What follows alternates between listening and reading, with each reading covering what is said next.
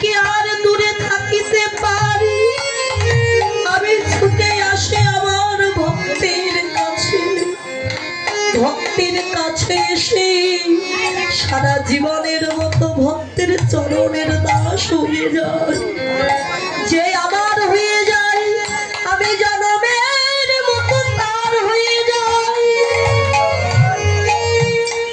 আমাকে যদি কেউ ডাকে অন্য কিছু লাগবে না, দুঃখটা নয়ন জল আরে মন তুলসীর পাতা দিয়ে হা গোবিন্দ প্রাণ গোবিন্দ বলে যদি ডাকে, পিসিমা আমি আর দূরে থাকতে পারি না।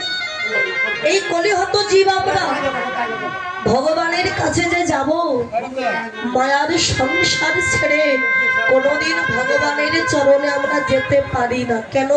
এই মায়া আপনাকে পিছু টেনে ধরবে। স্ত্রী পুত্র আত্মীয় স্বজন নাতি নাতনি এরা পিছু টেনে ধরবে যত আপনি ভজন পথে যাবেন। আরে গোবিন্দের চরণের কথা মনে পড়ে কবে? যেদিন মায়ার সংসার থেকে মায়ার লাথি মেরে তাড়িয়ে দেয়, তখনই জীবের চৈতন্য হয়, প্রভু তুমি বিনা বান্ধব জগতে আর কেহ না। তারে প্রমাণ দিলেন রামায়ণ মহাভারত গীতা সব জগৎ শিক্ষার কথা বলেছে।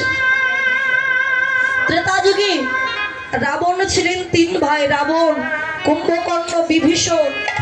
রাবণ যখন ঘোষণা করে দিয়েছিলেন আমার এই রাজ্যে রাম নাম করা নিষেধ, যে রাম নাম জপ করবে আমি তার বরদান নিয়ে নেব। রাবণের ভয়ে সবাই রাম নাম ছেড়ে দিয়েছে বাবা। কিন্তু একটা কথা মনে রাখবেন, প্রদীপের নিচেই কিন্তু অন্ধকার থাকে। আপনি একটু অন্ধকার ঘরে প্রদীপ জ্বালাবেন, আলোয় আলোকিত হয়ে যাবে, কিন্তু প্রদীপের নিচের যে অন্ধকার, ওই অন্ধকার প্রদীপ নাশ করতে পারে।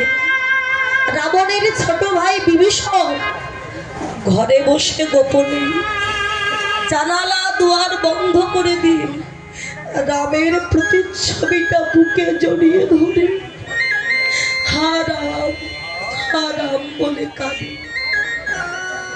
কিন্তু রাবণের রাক্ষস সৈন্য দেখতে পেয়ে রাবণকে খবরটা দিয়েছে, মহারাজ আপনার রাজ্যে রাম নাম করা নিষেধ, কিন্তু দেখলাম আপনারই ছোট ভাই বিভীষণ ঘরে বসে রাম নাম জপ করছে।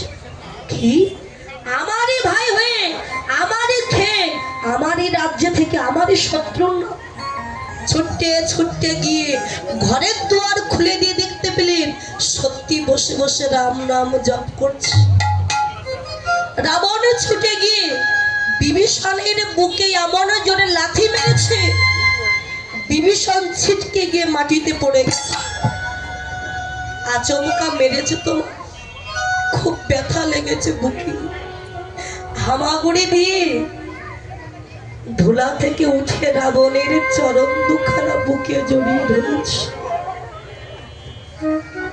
দাদা তোমার ওই কোমল চরণ দিয়ে আমার এই কঠিন বক্ষে তুমি লাথি মেরেছ, তোমার কোমল চরণে ব্যথা লাগেনি তো দাদা? এই হলো ভাই। আমরা হলে কি করতাম? ও আমায় একটা চড় মেরেছে, আমি ওকে দুটো মেরে শোধ করে নেব। ভাইয়ে ভাইয়ে মারামারি হয় জমি জায়গা নিয়ে, মুখ দেখা দেখি থাকে না। কিন্তু এ তো সেই ভাই নয় যে সম্পত্তির জন্য মারামারি করি। বলো না দাদা, তোমার কোমল চরণে ব্যথা লাগেনি তো? বলো না দাদা। রাবণ চিৎকার করে উঠেছিল, রে তুই আমারই ভাই হয়ে আমারই খেয়ে আমারই রাজ্য থেকে আমারই শত্রু কাম করছিস, বেরিয়ে যা, বেরিয়ে যা বলছি।